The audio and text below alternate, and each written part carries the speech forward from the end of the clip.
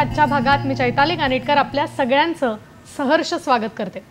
18व्या शतकाच्या उत्तरार्धापासून समाजातील स्त्रियांवर होणारा अन्याय दूर करण्याच्या हेतूने समाज सुधारकांच्या अथक परिश्रमातून स्त्रीवादी चळवळ सुरू झाली। या स्त्रीवादी चळवळीमुळे स्त्रियांवरती होणारे जाचक अन्याय अत्याचार हे कायद्याच्या आधाराने बदलण्यात आले। याच्यामुळे स्त्रीवरचा अन्याय समाजातला दूर झाला, स्त्री शिकली आणि तिची प्रगती झाली। ही जरी बाब खरी असली तरी सुद्धा आजही 21व्या शतकात सुद्धा काही ठिकाणी अगदी घरात सुद्धा स्त्रीवरती अन्याय आणि अत्याचार होताना दिसतो। याचं स्वरूप थोडंसं बदललंय, परंतु हा अन्याय दूर करण्यासाठी स्त्रीने नेमकी काय पावलं उचलायला हवीत, काय भूमिका घ्यायला हवी हे स्त्रीने जाणून घेणं तितकंच महत्त्वाचं आहे। आणि म्हणूनच आजचा विषय आपण ठरवलेला आहे। पाहूया आजचा नेमका विषय काय आहे तो। आज आपण बोलणार आहोत कौटुंबिक हिंसाचाराचे बदलते रूप आणि कायद्याची अंमलबजावणी या विषयावर। या विषयावर मार्गदर्शन करण्यासाठी आज आपल्याला लाभलेली सखी, तज्ञ सखी आहे। आज आपल्या बरोबर आहेत ॲडव्होकेट उज्ज्वला कद्रेकर मॅडम। नमस्कार मॅडम। नमस्कार। कार्यक्रमात आपलं मनापासून स्वागत करते। आणि मी म्हटलं त्याप्रमाणे की हे स्वरूप जरी बदललेलं असलं तरी स्त्रीने जागृत राहून भान ठेवून या सगळ्याचा सामना करायला हवाय। तेव्हा याविषयी आपल्याला मॅडमकडून मार्गदर्शन मिळणार आहे। सर्वप्रथम सर्वांना मी त्यांची ओळख करून देते। ॲडव्होकेट उज्ज्वला कद्रेकर मॅडम यांच्याविषयी अधिक सांगायचं म्हणजे शासकीय आणि अशासकीय अशा दोन्हीही ठिकाणी मॅडम सामाजिक कायदेशीर सल्लागार म्हणून काम पाहतात। त्या संशोधक, राष्ट्रीय प्रशिक्षक सुद्धा आहेत। संयुक्त राष्ट्र UN वुमेन तसेच UNFPA मध्ये सुद्धा त्यांनी काम पाहिलेलं आहे। वकिलीच्या क्षेत्रात कार्यरत असताना अनेक ठिकाणी त्यांचं मोलाचं मार्गदर्शन लाभलेलं आहे। महाराष्ट्र राज्य महिला आयोगासोबत सुद्धा 12 वर्ष सातत्यानं त्यांनी काम केलेलं आहे। वर्मा कमिटी, बलात्कार कायद्यातील बदल, कामाच्या ठिकाणी होणारे लैंगिक अत्याचार, घरगुती हिंसाचारापासून संरक्षण देणारा कायदा अशा असंख्य कायद्यांमध्ये मॅडमची भूमिका अत्यंत महत्त्वाची आहे। आज सुद्धा कौटुंबिक हिंसाचारापासून संरक्षण देणारा कायदा काय आहे आणि याच्यापासून संरक्षण कसं मिळवायचं आहे, त्याची अंमलबजावणी नेमकी काय होते, या सर्वांविषयी त्या मार्गदर्शन करणार आहेत। मॅडम पुन्हा एकदा आपलं मनापासून स्वागत करते। आणि अगदी सुरुवातीलाच मनात हा प्रश्न निर्माण होतो की कौटुंबिक हिंसाचारापासून संरक्षण देणारा कायदा करावा लागतोय, तर तो नेमका का आणि मग त्याची पार्श्वभूमी काय आहे, काय सांगाल? कौटुंबिक हिंसाचाराचा हा जो कायदा आहे हा महिलांसाठी, खास करून फक्त आणि फक्त महिलांसाठी हा कायदा आहे। आणि त्याची पार्श्वभूमी अशी आहे की विवाहित महिलांसाठी आपल्याकडे बरेच कायदे होते। म्हणजे आता जर आपण बघितलं तर आपल्याकडे दिवाणी स्वरूपाचे कायदे आहेत, ज्याच्यामध्ये महिला स्वतःसाठी, मुलांसाठी पोटगी मागू शकते, तिला घटस्फोट हवा असेल तर ती घटस्फोट मागू शकते।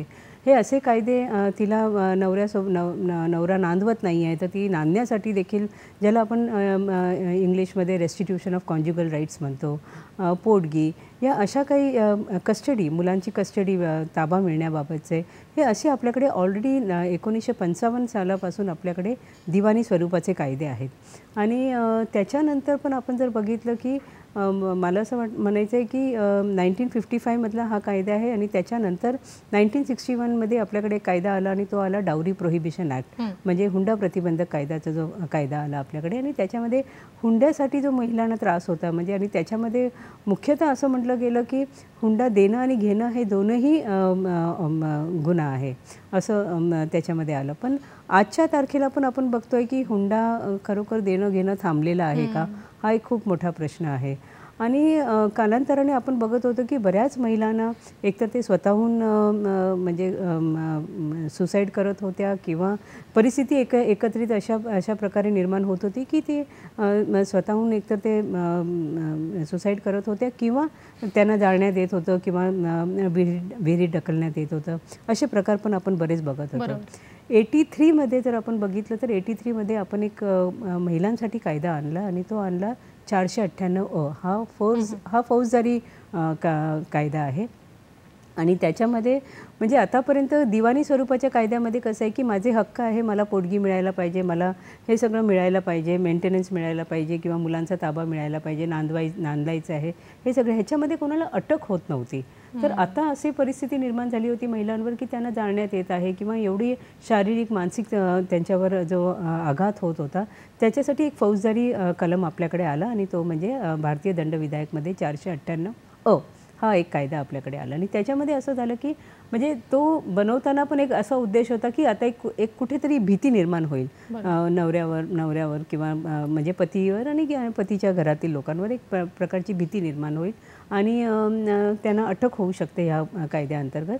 त्यांच्यावर FIR नोंदवण्यात येतो आणि FIR वगैरे झालं की त्यांना अटक होऊ शकते. असा तो एक कायदा 498मध्ये 1983मध्ये आला. पण आपल्याला 3 वर्षामध्ये अजून एक नवीन कायदा आणावा लागला आणि तो म्हणजे हुंडाबळीचा कायदा, ज्याला आपण म्हणतो डावरी डेथ. विदिन 3 इयर्स जर आपण बघितलं तर हुंडाबळीचा म्हणजे आज आपण बघितलं की महिलांना आपण कायदा आणल्यानंतर पण महिला एकतर स्वतः सुसाईड करतायत किंवा त्यांना जाळण्यात येत आहे. आणि कितीही आपण भीतीदायक परिस्थिती म्हणजे तुमच्यावर FIR होईल वगैरे, परंतु हे जे जाळण्याचं प्रमाण आहे किंवा महिलांचं सुसाईड करायचं प्रमाण आहे हा दिवसेंदिवस वाढत होता. आणि म्हणून आपण हुंडाबळीचं आणलं तो आहे 304B असे कलम आपण आणले होते. आणि 304B मध्ये बघा 498 करताना किंवा दिवाणी स्वरूपाच्या कायद्यामध्ये महिला जिवंत आहे, पण 304Bचा जो कलम आहे त्याच्यामध्ये महिला जिवंत नाही आहे. म्हणजे हा जो महिलांचा जर्नी आहे, लाईफ टू डेथ ज्याला आपण म्हणतो, हा जो जर्नी आहे तो कसा ब्रिज करता येईल. म्हणजे आपल्याकडे खूप खेदाने सांगावं लागतं की महिलाचा मृत्यू झाल्यानंतर आपले सगळे सिस्टम काम करायला सुरुवात करतात. मग ते पोलीस असू दे किंवा ज्युडिशरी असू दे, हॉस्पिटल असू दे, की आता या बाईला न्याय मिळायला पाहिजे. पण तो आपण न्याय कोणाला देतो आहे? बाई तर हयात नाही आहे, मग तिच्या मुलांना, तिच्या आईवडिलांना आपण कोणाला न्याय द्यायचा बरं? मग ती जिवंत असेपर्यंत आपण खरोखरच कायद्याची मदत तिला मिळू शकते का? आणि हा एक खूप मोठा मुद्दा त्यावेळेला एक डिस्कस झाला होता. म्हणजे तब्बल जर तुम्ही बघितलं की 1983मध्ये आपल्याकडे फौजदारी गुन्हा आला होता आणि आपल्याकडे 2006मध्ये 2005चा कौटुंबिक हिंसाचाराचा जो कायदा आहे तो 2005चा आहे, पण त्याचा जो नियम आहे ते 2006मध्ये तयार झाले. म्हणून हा कायदा जो आहे तो अंमलात आलेला आहे ऑक्टोबर 2006 पासून. आतापर्यंत जे आपल्याकडे सगळे कायदे जे होते ना ते फक्त आणि फक्त विवाहित स्त्रियांसाठी होते. पण आपण बघतोय की घरामध्ये राहणारी बाई किंवा मुलगी, मग ती कोणाची तरी पत्नी आहे, कोणाची तरी आई आहे, कोणाची तरी बहीण आहे, हे असे वेगवेगळ्या नातेसंबंधामध्ये ती राहते. आणि आपल्याकडे जे कायदे होते ते फक्त विवाहित स्त्रिया म्हणजे पत्नीसाठी होते. पण आई आहे, बहीण आहे, मुलगी आहे, ह्या लोकांसाठी एकही कायदा आपल्याकडे नव्हता. त्याच्यामुळे हा एक खूप मोठा घटक या सगळ्या कायद्यांमधून बाजूला जात होता आणि म्हणून हा एक कायद्याची खूप गरज होती. दुसरं एक असं होतं की आपण जेव्हा फॅमिली कोर्टामध्ये, कारण मला जर पोटगी पाहिजे आहे, डिवोर्स पाहिजे असेल तर ह्याला खूप वेळ लागतो. म्हणजे ही सगळी प्रक्रिया जी कोर्टामध्ये जी चालते ना तर त्याच्यामध्ये खूप वेळ जातो. महिलांना कसं असतं की त्यांना रात्री वेळी अवेळी घरातून बाहेर काढलं जातं. त्यांच्या उदरनिर्वाहाचा प्रश्न असतो. तिच्या पदरामध्ये 2 मुलं असतात. कधी कधी अशी परिस्थिती असते की तिची मुलं काढून घेतलेली असते. बऱ्याच मुली अशा असतात की त्यांना शिकायचं असतं, पण वडील म्हणतात की नाही, तुझं आता मी लग्न करून देणार, तुला शिकायचं नाही आहे, पण तिला शिकायचं आहे. मग अशा वेळेला तिच्या फीसचा प्रश्न येतो, कोण तिची फीस भरणार आहे. मग ह्या अशा मुली पण ह्या कायद्यामध्ये आणण्याची खूप गरज होती. आई, बरेच वेळेला आपण बघतो की प्रॉपर्टी, जसं तुम्ही ज्येष्ठ नागरिकांचं म्हणलं, प्रॉपर्टी आपण मुलांच्या नावावर करून देतो आणि मग आईला तो घरामध्ये त्रास होतो किंवा आई म्हातारी झालेली आहे, आईला आता औषध पाण्यासाठी तिचा खर्च आहे. म्हणजे अशा आईना पण, आणि मी बऱ्याच केसेस बघितले जिथे आईला मारहाण करतो, मुलगा दारू पिऊन येतो, मारहाण करतो, जेवायला देत नाही. तर हे असे जे प्रकार आम्ही बघत होतो ना, तर त्याच्यामध्ये इवन आई सहभागी झाली. तर यामध्ये म्हणजे अशा कायद्याची गरज होते जिथे महिलांना तात्काळ काहीतरी मदत मिळेल त्याच्यामध्ये, आणि महिलांना सगळ्या प्रकार म्हणजे जेवढ्या नातेसंबंधामध्ये एक महिला घरामध्ये राहते तिला जास्तीत जास्त मदत मिळावी म्हणून हा कायदा मुख्यतः आलेला आहे.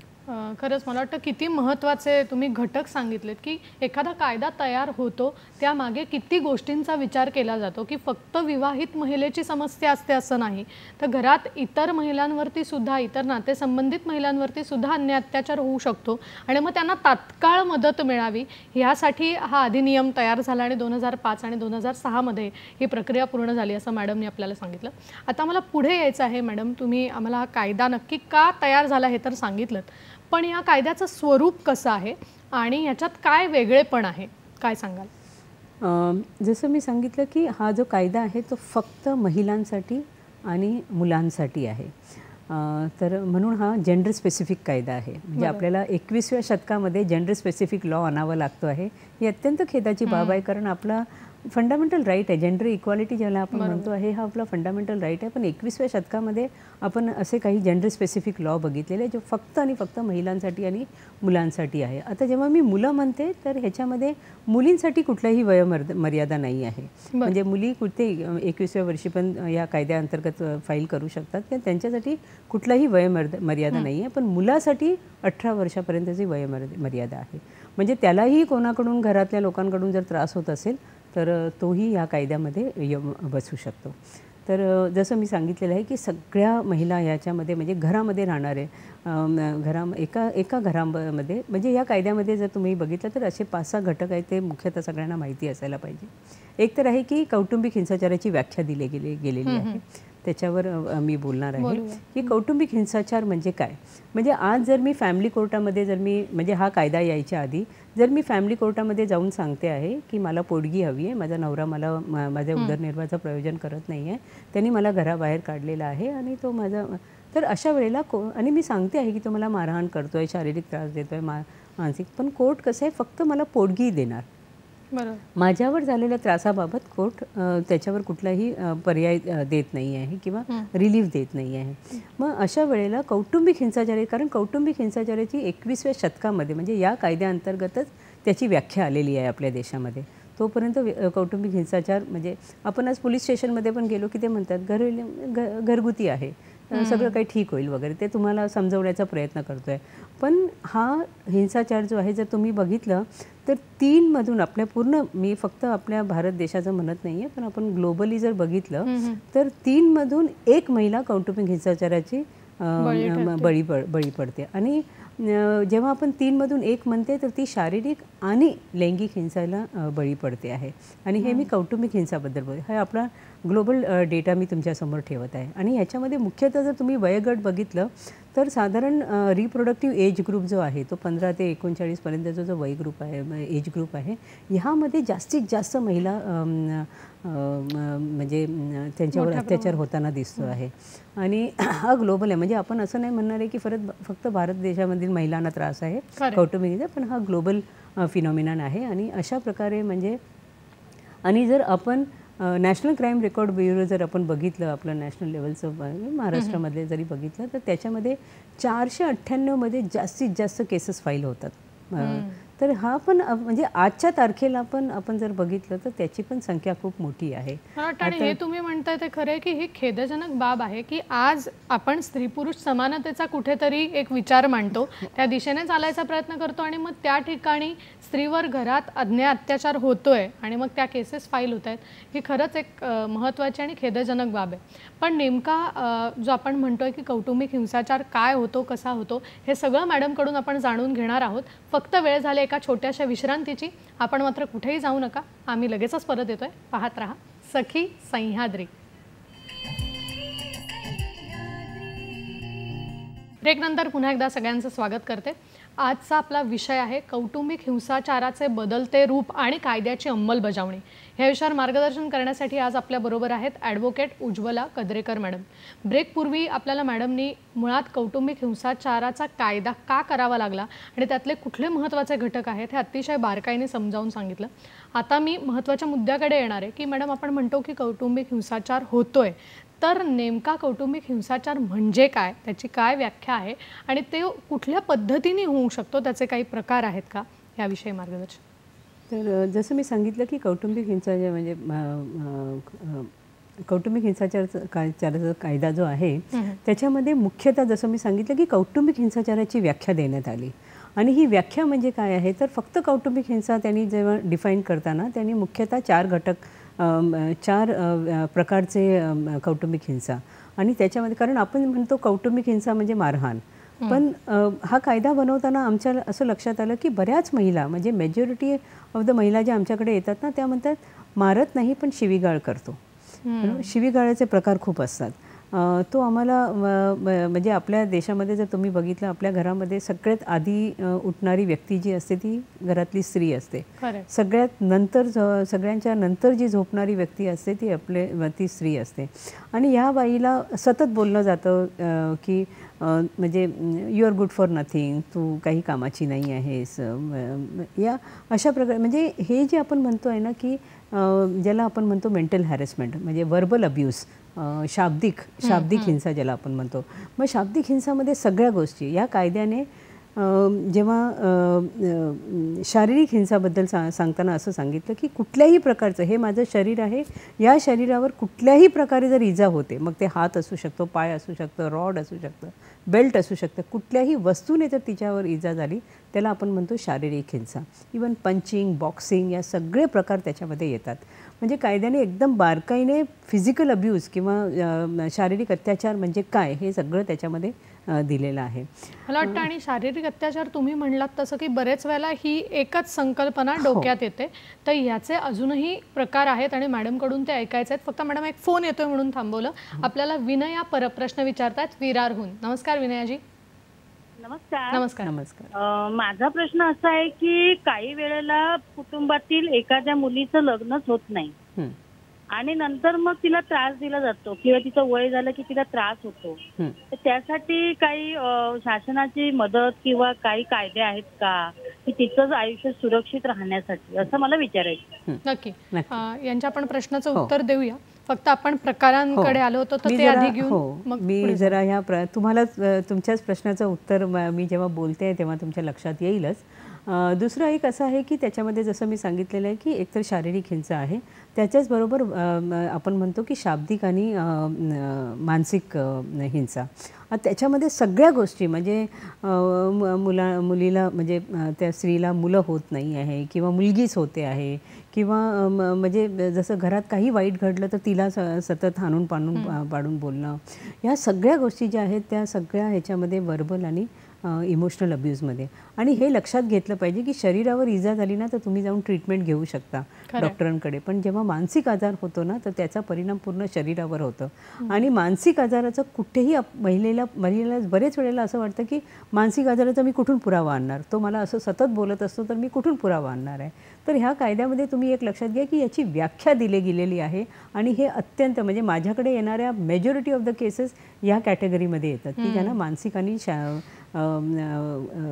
इमोशनल जे आपण म्हणतोय भावनिक व्हायलन्स आहे. तिसरं जे आहे ते याच्यामध्ये येतं ते आर्थिक हिंसा. हे खूप महत्त्वाचं आहे. आर्थिक हिंसा म्हणजे खूप आहे की ती बहुतेक ती कमवत नाही आहे, तर तिचं दैनंदिन जो खर्च आहे त्याच्यावरती अवलंबून आहे. जेव्हा पैसे नवरा देणार किंवा भाऊ देणार तेव्हा किंवा वडील देणार तेव्हा ती घरामध्ये काही खर्च करू शकते. म्हणजे तिला तो स्वातंत्र्य नाही आहे, स्वतःसाठी काही खर्च करायचा असेल तर तो स्वातंत्र्य तिला मिळत नाही कारण ती डिपेंडेंट आहे. आपण बघतोय की बरेच ज्या महिला नोकरी करतात इवन त्यांना बऱ्याच महिलांना त्यांचं जर आपण बघितलं तर ATM कार्ड वगैरे सगळं काही नवऱ्याकडे असतं, म्हणजे तिला तिच्या पगारावर तिचा कंट्रोल नसतो. असं तिला ठरवता येत नाही आहे की मी माझा हा पगार आहे तर मी कसं खर्च करायचं.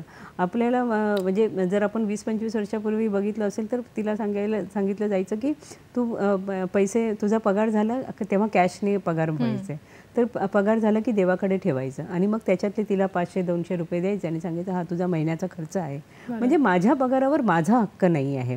आणि बऱ्याच अडचणी म्हणजे महिला म्हणतात की माझ्याकडे माझ्या मुलाला 5 रुपयाचं बिस्किट घेऊन द्यायचं तर माझ्याकडे पैसे नसतात, कारण तो धान्य भरतो पण माझ्या हातामध्ये पैसा नसतो. मला मुलांना कुठेतरी घेऊन जायचं आहे, ट्रान्सपोर्टसाठी माझ्याकडे पैसे नसतात, डॉक्टरकडे जायचं आहे, मला स्वतःला बरं नाही आहे तर डॉक्टरकडे जाण्यासाठी माझ्याकडे पैसे नसतात. या सगळ्या गोष्टी आहेत ना आर्थिक हिंसामध्ये येतात. त्याचबरोबर माझं जर सोनं विकलं गेलेलं आहे, माझं जर सामान विकलं गेलेलं आहे, हे पण सगळं आर्थिक हिंसामध्ये कायद्यामध्ये येतं. आणि last but not the list, कायद्याने जी ओळख दिली ती दिली लैंगिक हिंसेला. आपण म्हणतो की खरोखर विवाहित म्हणजे नवरा बायकोमध्ये लैंगिक हिंसा असते का असं, कारण या कायद्यामध्ये आम्ही मरायटल रेपबद्दल विषय आणला होता पण तो मान्यता मिळाली नाही त्याला. पण बऱ्याच महिला तक्रारी करतात, तो जबरदस्ती करतो, माझी इच्छा नसताना पण तो जबरदस्ती करतो, किंवा तो मला ब्ल्यू फिल्म दाखवतो, पोर्नोग्राफी दाखवतो आणि तसं कृत्य मला माझ्याबरोबर करायला सांगतो. ह्या ज्या सगळ्या बऱ्याच मुली सांगतात की मामा येतो त्रास देतो, काका येतो त्रास देतो. ह्या सगळ्या गोष्टी ज्या आहेत त्या कौटुंबिक हिंसामध्ये येऊ शकतात. आणि म्हणजे घरातला कुठलाही नातेवाईक जर तुम्हाला म्हणजे वडील असू शकतात, भाऊ असू शकतात. म्हणजे आजच तुम्ही बघितलं असेल 2 दिवसापूर्वी एका मुलीने म्हणजे तिच्या भावाने तिचं रेप केलेलं आहे.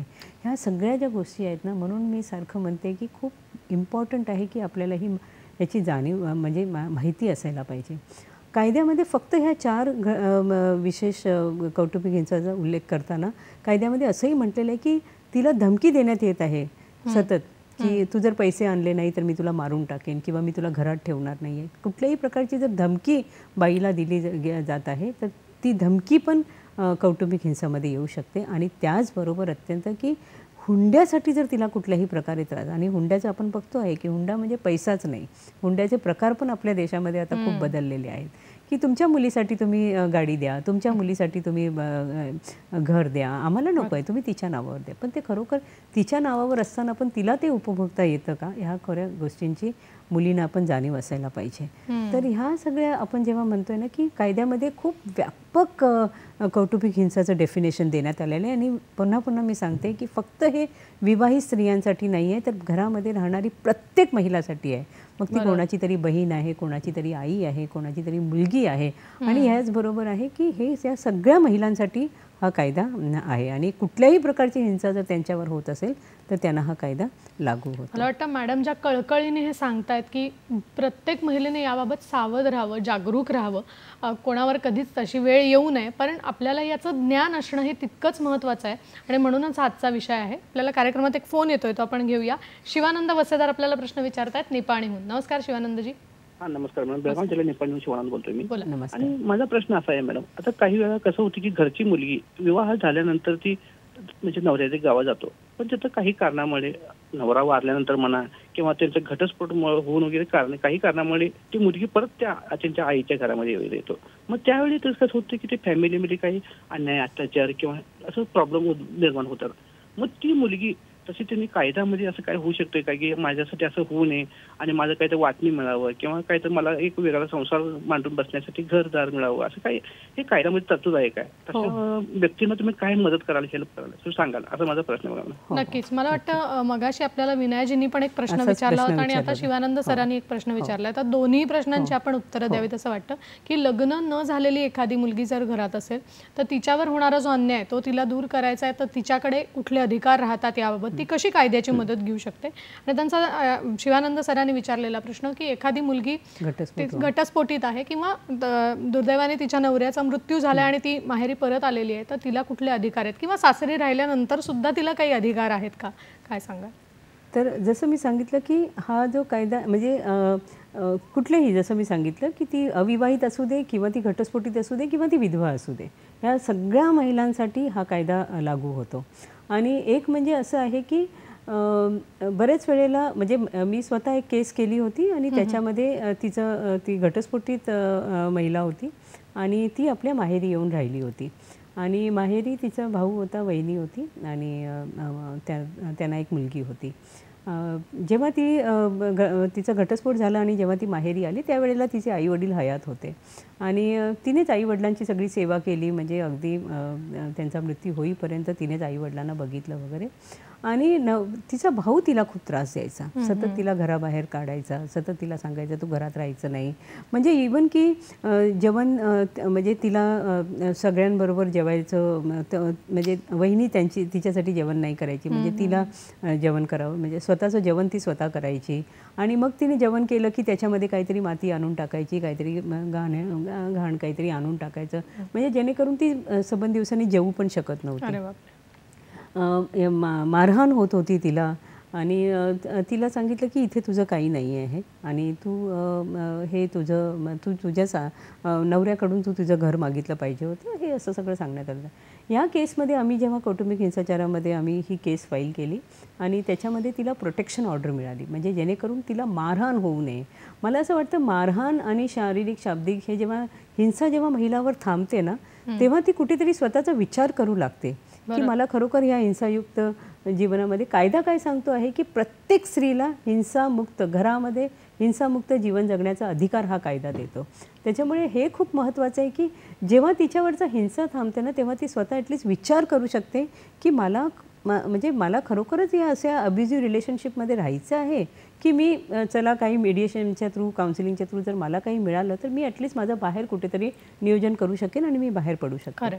तर ह्या केसमध्ये पण आम्ही तेच बघतो आहे की तिला कुठेतरी मग तो भाऊ तयार झाला की ठीक आहे मी म्हणजे कारण भरपूर प्रॉपर्टी वगैरे होती, आईवडिलांनी विल केलं होतं पण तो काही तिला द्यायला तयार नव्हता. म्हणजे विल वगैरे असतानाही तिला काय. आणि शेवटी हे मिडिएशनच्या माध्यमातून आम्ही बघितलं की तिला काहीतरी 40 लाख म्हणजे ऑफकोर्स ती 1 करोड वगैरे ती मागत होती कारण प्रॉपर्टी पण तेवढीच होती. असं 40 लाखाला सेटलमेंट वगैरे करे. पण 40 आता मुंबईसारख्या साऊथ मुंबईमध्ये राहणारी मुलगीला जर तुम्ही सांगितलं विरारमध्ये जाऊन राहा, असं कसं असतं माहिती आहे का, हिंसा आणि तडजोड हे म्हणजे कुठेतरी ना हँड टू हँड असतं. तुम्ही जर खूप म्हणजे तुम्हाला त्या हिंसायुक्त मुक्त याच्या म्हणजे त्या घरामधून बाहेर पडायचं आहे की तुम्हाला तिथेच राहून लढायचं आहे, या 2 गोष्टी त्याच्यामध्ये असतात.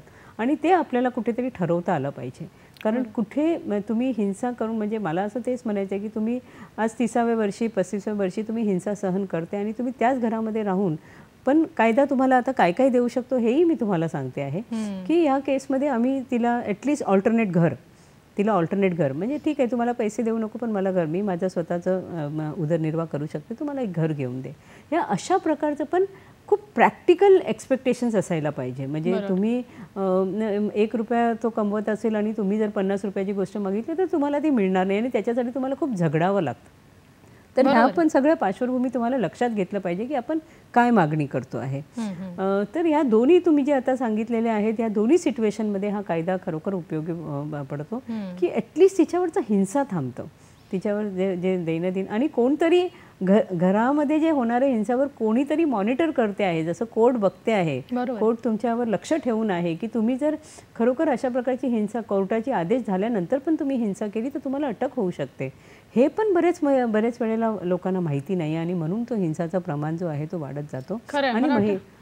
आणि तुम्ही जे म्हणालात तसं की हिंसा जर थांबली तरच ती स्वतःचा काहीतरीच ते विचार करू शकेल आणि त्यावेळेला तिने हाही विचार करावा की कायद्याची मदत जरूर घ्यावी पण आपलंही कुठेतरी एक ठाम मत असणं हे आवश्यक आहे, जसं मॅडम म्हणाल्या.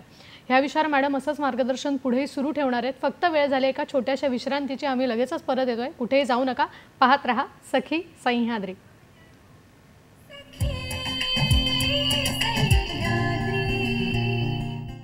ब्रेकनंतर पुन्हा एकदा सगळ्यांचं स्वागत करते. आज आपण बोलतो आहोत कौटुंबिक हिंसाचाराचे बदलते स्वरूप आणि कायद्याची अंमलबजावणी या विषयावर. आणि आपल्याला मार्गदर्शन करण्यासाठी आपल्याबरोबर आहेत ॲडव्होकेट उज्ज्वला कद्रेकर मॅडम.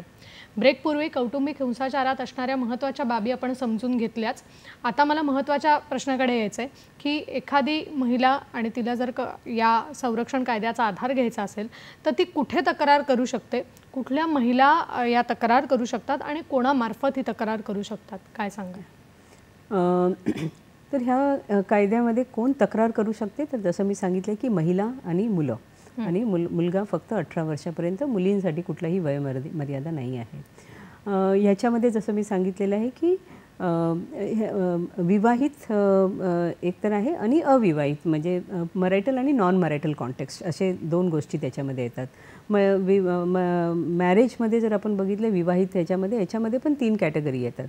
एक तर आहे की लग्न झालेलं, म्हणजे तिचं अगदी लीगल मॅरेज आहे, ओके.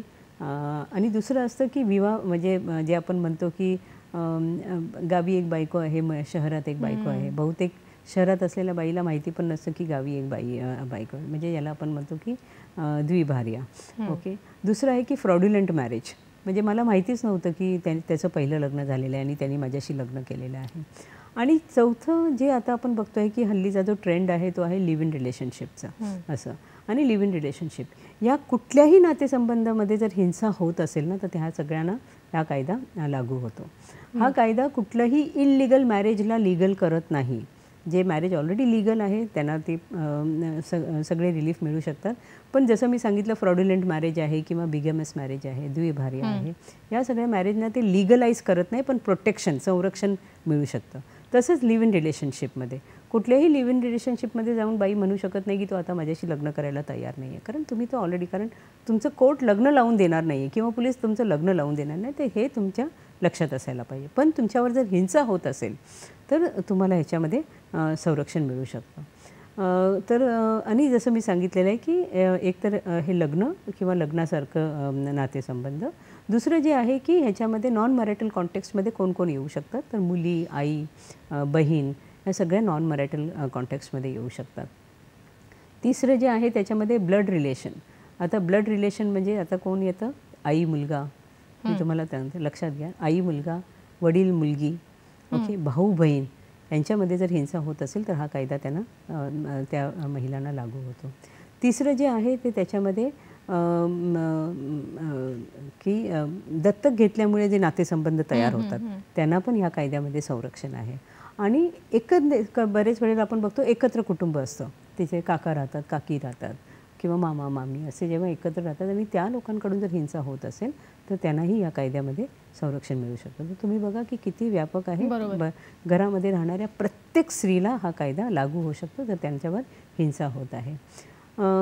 कोणाविरुद्ध, हां, म्हणजे आपण जर आपल्याला तक्रार नोंदवायची असेल तर ती कोणामार्फत नोंदवू शकतो आणि साधारणपणे त्याची प्रक्रिया कशी आहे? तर कोणाविरुद्ध जसं मी सांगितलेलं आहे की त्याच्यामध्ये पती येऊ शकतो. म्हणजे कायदा सांगतो आहे की पहिला व्यक्ती जो असणार आहे, पहिला प्रतिवादी जो असणार आहे तो प्रौढ पुरुष असायला पाहिजे. म्हणजे तुम्हाला जर एका 17 वर्षाचा मुलगा जो आहे जर तुम्हाला घरामध्ये त्रास द्यायचा त्याच्याविरुद्ध तुम्ही तक्रार करू शकत नाही. ती व्यक्ती प्रौढ असायला पाहिजे. मग तो पती असू शकतो, वडील असू शकतात, भाऊ असू शकतो, कुठल्याही ह्याच्यामध्ये मुलगा असू शकतो, यांच्याविरुद्ध तुम्ही तक्रार करू शकता. दुसरं जे आहे त्याच्यामध्ये की आता कायदा थोडा सर्वोच्च न्यायालयाचा आता एक नवीन जजमेंट आलेला आहे. त्याच्यामध्ये असं म्हटलेलं आहे की आधी कसं होतं की एक महिलाच्या विरुद्ध तक्रार करू शकत नव्हती. बरेच वेळेला आम्ही बघतोय की विधवा बाई आहे आणि तिला सतत घराबाहेर काढलं जात आहे, सासरी राहायला देत नाही आहे. अशा वेळेला ती विधवा स्त्री, घरी कोणीही पुरुष व्यक्ती नाही आहे, सगळे जे आहेत ते तिची सासू आहे किंवा तिची आजे सासू आहे किंवा तिची जाऊ आहे आणि पुरुष नाही आहे. मग अशा वेळेला तिच्यावर हिंसा होत असेल तर म्हणून कायद्यामध्ये बदल झालेला नाही आहे, पण सर्वोच्च न्यायालयाने सांगितलं की महिलांच्या विरुद्ध पण तक्रार करू शकते. हा एक मुद्दा विचारात घेतला गेलेला आहे सर्वोच्च न्यायालयाने. हा अत्यंत महत्त्वाचा एक त्याच्यामध्ये आता मी जे म्हटलेलं आहे बदलते स्वरूप, तर त्याच्यामध्ये हे एक येतं. आणि जसं कधी असं होतं की बऱ्याच वेळेला नवरा बायको एकत्र राहत आहे आणि त्यांच्यामध्ये बातचीत होत नसते, बोलत नसतात ते एकत्र, आणि नवरा घर विकायचा प्रयत्न करतो. कस्टमर्स येतात घरामध्ये, घर बघून जातात आणि त्या बाईला माहिती नसतं की आपला पती घर विकतो आहे. मग असे एजंट जे असतात ज्यांच्या मार्फत जर तिला त्रास होत असेल त्या विरुद्धही म्हणजे ते लोक पण या कायद्यामध्ये येऊ शकतात. तर हे सगळं आपल्याला थोडं लक्षात घेतलं. आता कोणाच्या मार्फत केसेस करू शकतो कायदा अत्यंत म्हणजे कुठेतरी सहभाग आहे माझा हा कायदा बनवण्यामध्ये. आणि कायदा जो आहे तो आम्ही म्हणतो की एकदम सर्वायव्हर फ्रेंडली आहे. या कायद्यामध्ये एक तर आहे की 4-5 लोक आहेत ज्यांच्या माध्यमातून तुम्ही केस फाईल करू शकता. सर्वात महत्त्वाचा जो आहे तो आहे संरक्षण अधिकारी. संरक्षण अधिकारी जो आहे तो आपल्या शासनाने नियुक्त केलेला अधिकारी असतो आणि महाराष्ट्रामध्ये खास करून जर आपण बघितलं तर महिला बालविकास अधिकारी, त्याचबरोबर प्रत्येक जिल्ह्यामध्ये संरक्षण अधिकारीची नेमणूक झालेली आहे आणि 2 तालुक्यांना 1 संरक्षण अधिकारी असं आपल्याकडे 2013 पासून आपल्याकडे एक इंडिपेंडेंट कार्डर ऑफ प्रोटेक्शन ऑफिसर तयार झालेले आहे. तर ह्यांच्यामार्फत आपण केसेस फाईल करू शकतो. दुसरं आहे की सर्व्हिस प्रोव्हायडर खूप महत्त्वाचं आहे. बरेच NGO जे या क्षेत्रात काम करतात त्यांचं रजिस्ट्रेशन झालं पाहिजे या कायद्याअंतर्गत आणि मग तेही केसेस घेऊन महिलेला कोर्टामध्ये जाऊ शकतात. तिसरं जे आहे त्याच्यामध्ये की कायदा बनवताना किती विचार केलेला आहे की बऱ्याच वेळेला आम्ही बघतो की 2 वाजता 3 वाजता महिलांना बाहेर काढलं जातं आणि तिचं बहुतेक मुंबईमध्ये कोणीच नाही आहे, गाव तिचं कुठेतरी पुण्याला आहे किंवा तिला साताऱ्याला जायचं आहे, ती रात्रभर जाणार कुठे. अशा वेळेला शेल्टर होम कधीच अशा महिलांना ॲडमिशन नाकारू शकत नाही. तर शेल्टर होम पण खूप महत्त्व आहे आणि शेल्टर होम आणि संरक्षण अधिकारी यांचा एक दुवा निर्माण होऊ शकतो आणि त्या बाईला मदत मिळू शकते. चौथं जे आहे ते आहे मेडिकल फॅसिलिटी. खूप महत्त्वाचं आहे की बाई कसं असतं, बाई पोलीस स्टेशनमध्ये जाते ना तेव्हा सगळेजण म्हणजे तिला माहिती आहे की जर घरी कळलं की ती पोलीस स्टेशनमध्ये गेलेली आहे तर अजून तिला त्रास होऊ शकतो. पण ती मला बरं नाही आहे म्हणून मी हॉस्पिटलमध्ये जाते आहे तर तिला कोणी विचारणार नाही की ठीक आहे ती ट्रीटमेंटसाठी गेलेली आहे. म्हणून हॉस्पिटलमध्ये पण हॉस्पिटलना किंवा मेडिकल फॅसिलिटी ज्याला आपण म्हणतो त्यांना पण आपण या कायद्यामध्ये घेतलेलं आहे की तुमची जबाबदारी आहे की ती जर बाईला जर त्रास होत असेल, काही कुठल्याही प्रकारची इजा झाली असेल, तुम्ही सगळ्यात आधी तिला ट्रीटमेंट द्या आणि तिने जर कौटुंबिक हिंसाचार तुमच्याकडे जर तिने सांगितलेलं आहे तर तिला संरक्षण अधिकारीकडे पाठवा जेणेकरून तिला पुढची कारवाई करता येईल. तर हे खूप, कारण मी हॉस्पिटल सेटिंगमध्ये काम केलेलं आहे आणि मी बघितलेलं आहे रात्री 2 वाजता 3 वाजता अगदी हात मोडलेला आहे, पाय मोडलेला आहे, डोळ्याला मार लागलेला आहे, अशा परिस्थितीमध्ये महिला हॉस्पिटलमध्ये येतात. त्याच्यामुळे त्यांना संरक्षणाची अत्यंत गरज असते कारण उद्या ती कुठे जाणार हा खूप मोठा प्रश्न असतो. मला वाटतं अशा रात्री अपरात्री तिला मदत मिळवण्यासाठीचा सुद्धा विचार या कायद्यामध्ये केला गेला आणि अशा सगळ्या महिलांनी नोंद ठेवावी. आपल्याला माहिती असणं हे फार महत्त्वाचं आहे. आपण याविषयी बोलूया. आपल्याला फोन येतोय तो घेऊया. आपल्याला दादा उबाळे प्रश्न विचारतात जामखेडहून. नमस्कार. नमस्ते. माझा प्रश्न असा आहे की घरेलू हिंसाचारामध्ये कोणते हिंसाचार येतात याबद्दल सविस्तर माहिती सांगा. एकदा पुन्हा प्रश्न विचारा. घरेलू हिंसाचारामध्ये कोणते हिंसाचार येतात याबद्दल सविस्तर माहिती सांगा. येस, मला वाटतं आपण त्यांच्या प्रश्नाचं उत्तर दिलेलं आहे. फक्त थोडक्यात तुम्ही बोलताना एक उदाहरण देऊन सांगितलं तरी चालेल. म्हणजे सगळ्या प्रकारचे बाई, म्हणजे मी तेच म्हटलंय कायद्यामध्ये ना अदरवाईज पण असा शब्द पण वापरलेला आहे. म्हणजे काय आहे, कायद्याने कौटुंबिक हिंसाचाराची व्याख्या देताना मुख्यतः म्हटलेलं आहे शारीरिक हिंसा, शाब्दिक किंवा मानसिक हिंसा, तुमचं आर्थिक हिंसा आणि लैंगिक हिंसा, हे 4 प्रकार तर व्यवस्थित विस्तारित करून कायद्यामध्ये त्याची माहिती दिलेली आहे. पण त्याचबरोबर कायद्यामध्ये असं म्हटलेलं आहे की तिला कुठल्याही प्रकारची धमकी देत असेल, तिला किंवा तिच्या आईवडिलांना, तिच्या मुलांना, अशा प्रकारची जर धमकी जरी देत असेल तेही कौटुंबिक हिंसाचारामध्ये येते. आणि जसं मी सांगितलं की हुंड्यासाठी पण जर तिला कुठल्याही प्रकारची धमकी देत असेल तर तोही ह्या कायद्यामध्ये येतं. आणि कायद्यामध्ये असं म्हटलेलं आहे की ह्या व्यतिरिक्त, म्हणजे बऱ्याच वेळेला आम्ही बघतो की ती बाई म्हणते की माझ्या कामावर येऊन मला त्रास देतो. या छोट्या छोट्या गोष्टी आहेत बघा. कामावर येऊन मला त्रास देतो, मला कामावर जायला देत नाही, किंवा माझ्या बॉसला फोन करून सांगतो की मी किती वाईट आहे वगैरे. ह्या सगळ्या गोष्टी ज्या आहेत त्या कौटुंबिक हिंसाचारामध्ये येतात. म्हणजे तुम्हाला असं वाटेल की कायद्यामध्ये हे म्हटलेलं नाही आहे म्हणून कायद्यामध्ये शब्द वापरलेला आहे ओव्हरऑल फॅक्ट्स अँड सर्कमस्टन्सेस. खूप महत्त्वाचं आहे. म्हणजे कोर्ट फक्त एक इन्सिडेंट बघत नाही, पण एकंदरीत त्या बाईबरोबर काय काय घडलेलं आहे ह्या सगळ्या गोष्टींचा विचार या कायद्यामध्ये करण्यात आलेला आहे. नक्कीच. मला वाटतं आणि या कायद्याविषयी अधिक जाणून घ्यायची वेळ आहेच. फक्त आत्ता वेळ झाली एका छोट्याशा विश्रांतीची. आपण मात्र कुठेही जाऊ नका, लगेचच परत येतोय. पाहत रहा सखी सह्याद्री.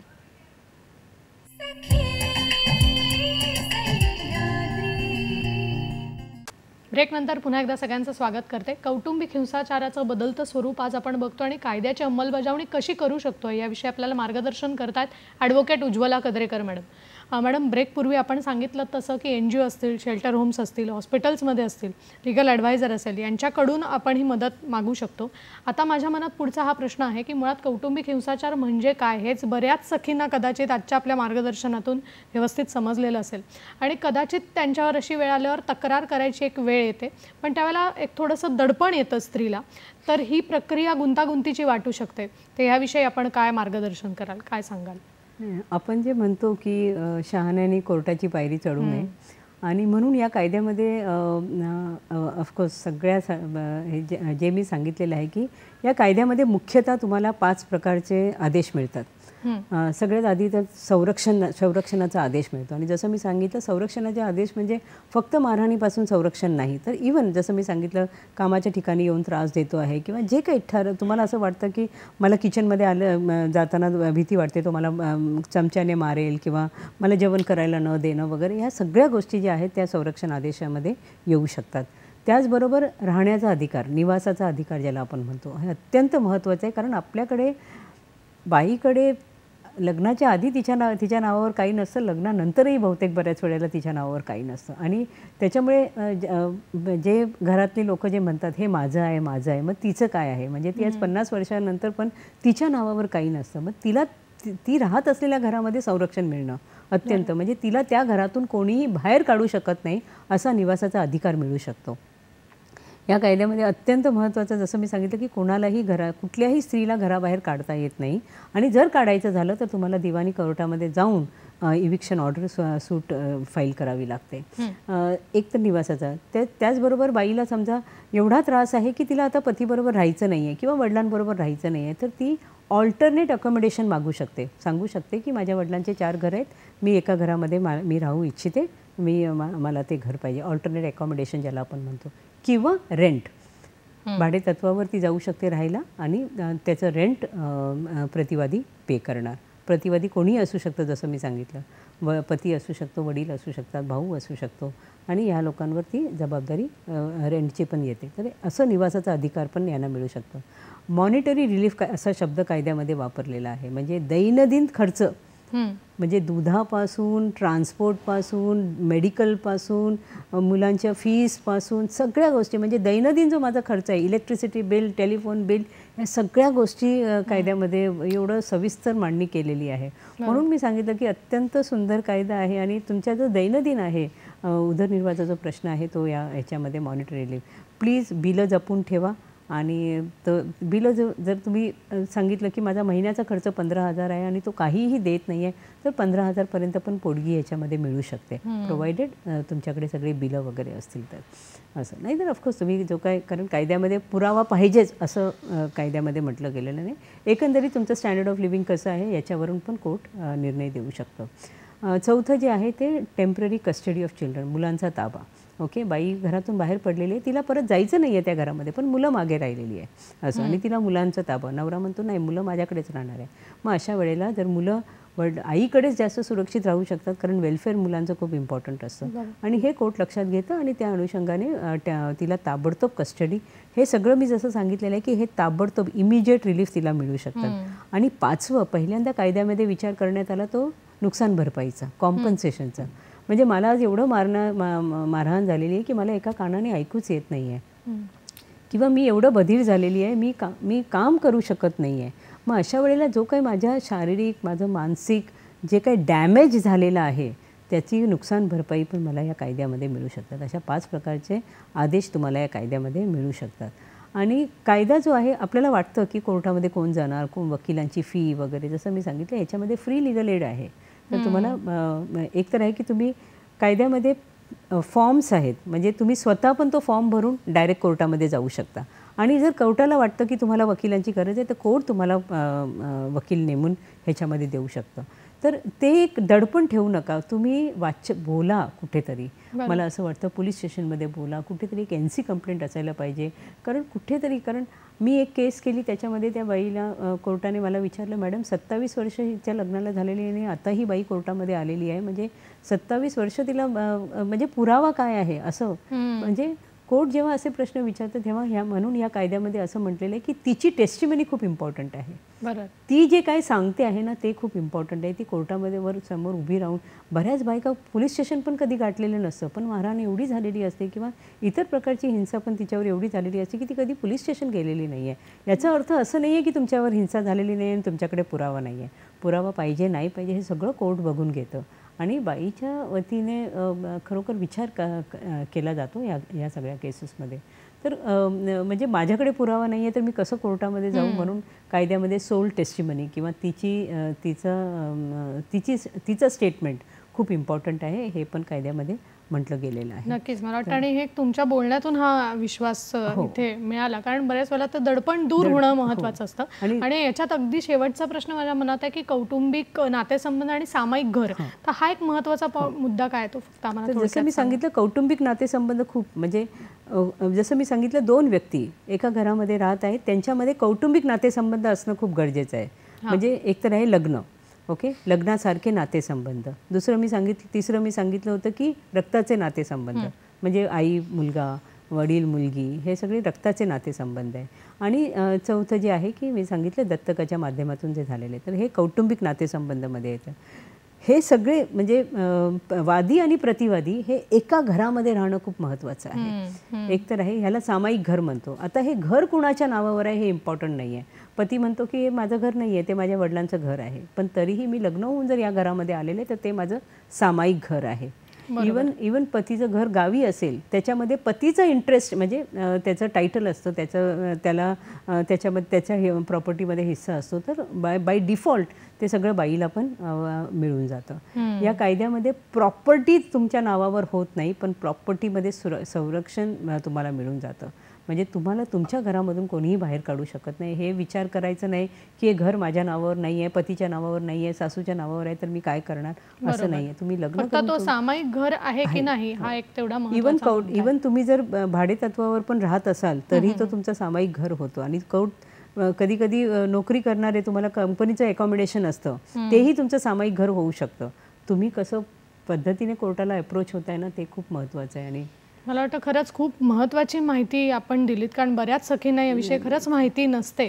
तर आजचा हा विषय कसा वाटला हे आम्हाला जरूर कळवा. त्यासाठी वेगवेगळी माध्यमं आपण वापरू शकता. आपल्याला संपर्क करण्यासाठी फेसबुकचं माध्यम आहे www.facebook.com/dd सह्याद्री. सखी सह्याद्री @gmail.com हा आपला मेल ID आहे. www.youtube.com/dd सह्याद्री. यूट्यूबवर देखील प्रतिक्रिया देता येतील आणि @dd सह्याद्री आपलं ट्विटर हँडल आहे. मॅडम तुम्ही आज खरंच इतकं वेळात वेळ काढून इथे आलात आणि बऱ्याच गोष्टी ज्या माहिती नव्हत्या त्या आमच्यापर्यंत पोहोचवल्यात, सगळ्या सखींपर्यंत पोहोचवल्यात. त्यासाठी संपूर्ण सखी सह्याद्रीच्या टीमच्या वतीने मी आपले मनापासून आभार मानते. आणि मला वाटतं या सगळ्या महिलांनी प्रत्येक गोष्टीचा विचार करावा, लक्षात ठेवाव्यात. आपण भेटणार आहोत सखी सह्याद्रीच्या पुढच्या भागात एका नवीन विषयासह. आत्ता मात्र इथेच थांबते. नमस्कार.